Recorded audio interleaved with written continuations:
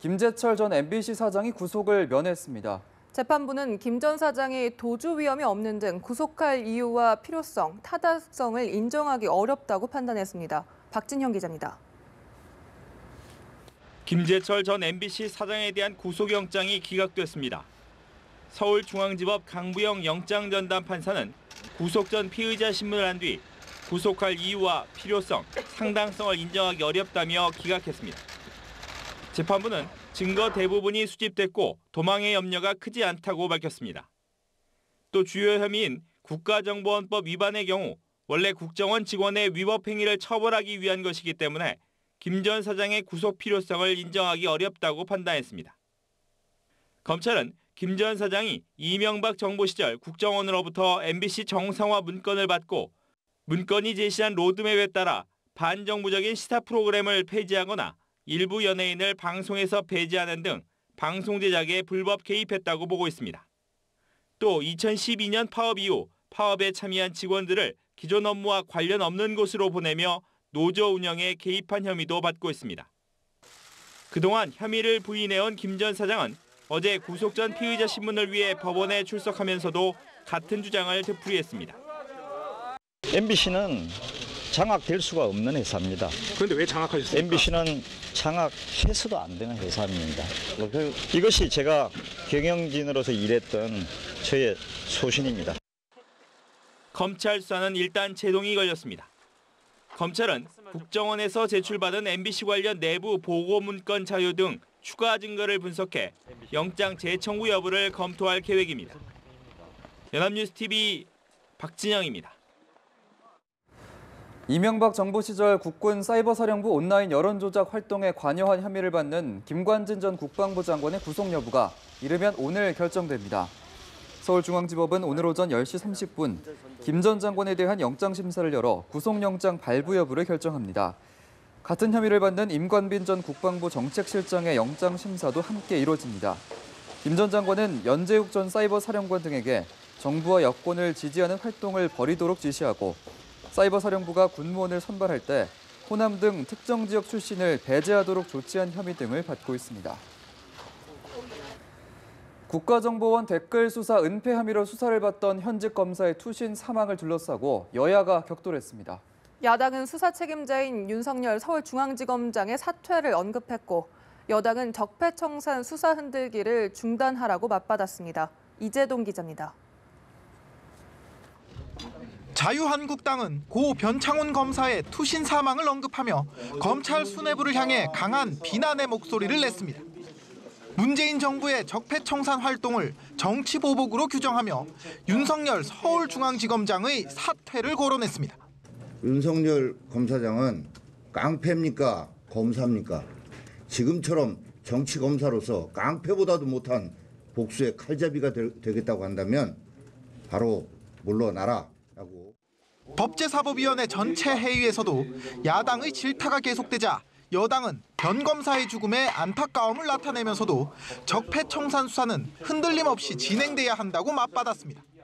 그 고인의 원통함과 비통함을 풀어주기 위해서라도 저는 이 배후에 누가 있는지 그 윗선이 누구인지에 대해서 철저히 밝히는 게 필요하다고 생각합니다. 일부 여당 의원들이 윤석열 수사팀의 교체론에 공감하기도 했지만 이명박 전 대통령을 윗선으로 거론하며 검찰의 성역 없는 수사를 촉구하는 데는 이견이 없었습니다.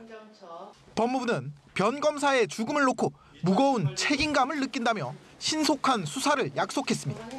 무리한 수사는 없었다고 하지만 조금 아쉬운 점은 있다고 저 개인적으로는 생각하고요. 신속하게 마무리가 돼야 된다 이렇게 생각을 합니다. 그러나 야당은 최근 불거진 전병헌 청와대 정무수석 전 보좌관들의 뇌물수수 의혹 등을 언급하며 전 수석의 소환 조사를 주장하는 등 검찰 수사를 둘러싼 더 강한 공세를 예고했습니다. 연합뉴스TV 이재동입니다. 기업의 협회 후원금 출연을 요구하는 방식으로 뇌물을 수수한 혐의를 받는 전병헌 청와대 정무수석 전 보좌진 등 관련자 3명이 모두 구속됐습니다. 서울중앙지법 오민석 영장전담 부장판사는 19대 국회에서 전병헌 의원실 비서관을 지낸 윤모 씨와 김모 씨, 자금 세탁 브로커 배모 씨 등 3명의 구속 전 피의자 신문을 한 뒤 범죄 혐의가 소명되고 도망 및 증거인멸의 우려가 있어 구속의 사유와 필요성이 인정된다며 구속영장을 발부했습니다. 윤 씨 등을 롯데홈쇼핑이 2015년 7월쯤 e스포츠협회에 후원한 3억 원 가운데 1억 1천만 원을 용역회사와의 가장거래를 꾸미는 등의 수법으로 자금 세탁해 빼돌린 혐의를 받았습니다. 비선 실세에 최순실 씨가 사용한 것으로 알려진 태블릿 PC의 실물이 법정에서 처음 공개됐습니다. 서울중앙지법은 어제 최 씨 재판에서 검찰로부터 문제의 태블릿 PC를 넘겨받아 실물 화상기로 실체를 공개하고 직접 검증했습니다. 태블릿 PC를 직접 확인한 최 씨는 이 태블릿 PC를 처음 봤는데 이런 건 쓰지 않았다고 말했고, 최 씨 측 전문가들은 실물 곳곳을 카메라로 촬영해 기록으로 남겼습니다. 재판부는 태블릿 PC를 국과수에 보내 감정 의뢰하기로 했습니다. 안종범 전 청와대 수석에게 뇌물을 건넨 혐의로 기소된 비선진료 김영재 원장의 아내 박채윤 씨에게 징역 1년의 실형이 확정됐습니다. 국정농단 사건과 관련해 대법원 확정 판결이 나온 것은 처음입니다. 대법원은 지난달 31일 의료법 위반 및 뇌물공여 혐의로 기소된 김 씨의 상고심에서 징역 1년을 선고한 원심 판결을 확정했습니다. 1심과 2심은 대통령과 안종범 등 불공정한 지원에 힘입어 보통의 사업가로는 받을 수 없는 특혜를 받았다며 징역 1년을 선고했습니다. 네, 바른정당의 원내 교섭단체 지위 상실로 국회가 3당 구도로 재편됐습니다. 예산안과 개혁 입법과제를 추진해야 하는 여당으로선 뜻하지 않은 난관을 맞았는데요. 의회 지형 변화에 따른 대책 마련에 부심하는 모습입니다. 홍재성 기자가 보도합니다. 보수야당발 정계 개편이 결국 현실이 됐습니다. 김무성 의원 등 바른정당 탈당파 8명이 합류함으로써 자유한국당 의석수는 115석으로 늘어나 121석의 더불어민주당을 턱밑까지 추격했습니다. 바른정당이 비교섭단체로 전락하면서 원내 3당인 국민의당의 영향력은 더욱 커졌습니다. 문재인 정부의 예산 입법 개혁 과제를 떠안은 민주당은 비상이 걸렸습니다. 원내 협상 상대가 하나 줄긴 했지만 두 야당의 힘이 강해진 데다 특히 몸집이 커진 한국당이 대여 강경 투쟁을 벼르고 있기 때문입니다. 민주당은 대척점에선 한국당과의 타협보다는 국민의당과 연대에 관심을 갖고 있지만 여전히 바른정당과의 연대 등 중도 통합에 기운 안철수 대표의 태도가 부담이 되고 있습니다. 민주당 지도부는 인위적 정계 개편은 없다고 못을 받고 있지만 일각에서는 결국은 국민의당과 손을 잡아야 한다는 의견이 나오고 있습니다.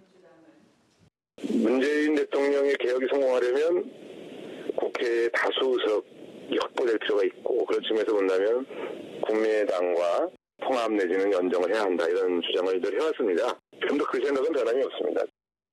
두 야당의 집중 견제에 놓인 민주당이 어떤 묘수로 전국을 돌파해 나갈지 관심이 쏠리고 있습니다. 연합뉴스 TV 홍재성입니다. 정부와 여당이 불효불급하다며 대폭 삭감했던 사회간접자원 관련 예산의 상당 부분이 국회 심의 과정에서 되살아났습니다. 국토교통위는 전체 회의를 열고 SOC 확충을 위해 국토위 소관 예산을 2조 3,600억 원 증액했습니다. 특히 철도 건설과 관련해 5,600억 원, 고속도로 국도 건설과 관련해 5천억 원이 각각 증액됐습니다. 수정안이 본회의를 통과하면 삭감된 SOC 예산 절반가량이 회복됩니다. 반면 자율주택 정비사업 등 문재인 정부의 도시재생 뉴딜 사업 예산은 상당 부분 깎였습니다.